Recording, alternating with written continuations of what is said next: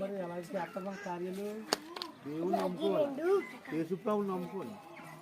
ఆయనే స్వస్థపరచగల దేవుడు అది కదా. ఒక్కసారి ప్రార్థన నమ్మండి, ఒకసారి నమ్మండి ఒకసారి అని అన్నారు అనుకో, ఆయన అన్నీ మనతో మాట్లాడాలి. ఏం కాదండి, మేము ఏం మత మార్పులు చేయడానికి కాదు, మేము వస్తాం. మార్గం ఒక మార్గం చనిపోయిన తర్వాత, మనం చనిపోయిన తర్వాత మనకు ఎక్కడికి వెళ్తాం అది అదండి. లేదంటే మాకు అన్ని పనులు ఉన్నాయి, మాకు మీలాగా పిల్లలు ఉన్నారు, మేము తెలుసుకోవాలి కదయ్యా అని మీరు కూడా దయచేసి మనం కార్యాలు చూడండి. చనిపోయిన తర్వాత 2 మార్గాలకు వెళ్తాం.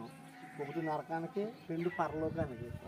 పుణ్యం చేసి దేవుని నమ్ముకున్న వాళ్ళేమో పరలోకం వెళ్తారు, మోక్షం. నమ్ముకోకపోతే నరకానికి వెళ్తాం. ఉపయోగం ఏంటి?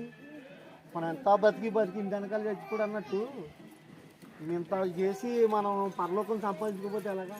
అది యేసుప్రభు మార్గంగా చూడండి. మా వాళ్ళు ఎలా చెప్తున్నారు, మేము ఎందుకు ఇంత ప్రయాస, కొన్ని వేలు ఖర్చు పెట్టి వస్తున్నాం, మాకు ఎవరన్నా ఏమైనా ఇస్తారా? లేదు కదా. కాబట్టి యేసుప్రభుని నమ్ముకోండి. బైబిల్ ఉందా? బైబిల్ చేసుకోండి. ఇదిగో ఇది గొప్పగా చదువుకోండి మంచిగా, ప్రార్థన చేస్తాం కోసం. కళ్ళు మూసుకొని ప్రార్థన, కళ్ళు మూసుకోండి.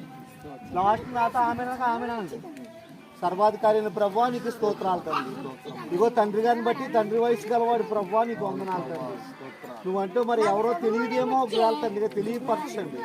నీ ప్రేమతో నింపండి, సహాయపడండి. మాకు తోచిన సహాయం మేము చేసాం, మీరు చేయమన్న ప్రార్థన చేస్తున్నాం. సంపూర్ణ స్వస్థపరచండి, సంపూర్ణ రక్షణ దయచేయండి. కుటుంబాన్ని దీవించండి, ఆస్వాదించండి.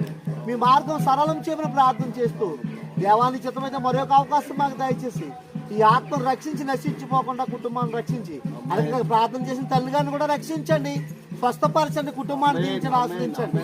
మీ ప్రేమ ఈ కుటుంబం అంతటి మీద, ఈ గ్రామం అంతటి మీద దయచేయమని క్రీస్తు నామమున అడుగుచున్నాము తండ్రి. ఆమేన్. ఆమేన్ అండి. ఆమేన్. వందనాలు.